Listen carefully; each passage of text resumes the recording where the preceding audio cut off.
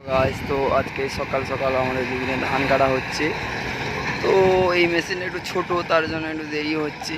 আর দেখতেই পাচ্ছ তোমরা, মাঠে অনেক লোক আছে। কীরকমভাবে কাটিং হচ্ছে, তারপরে ধানটা ঢেলে দেবে কত সুন্দর করে।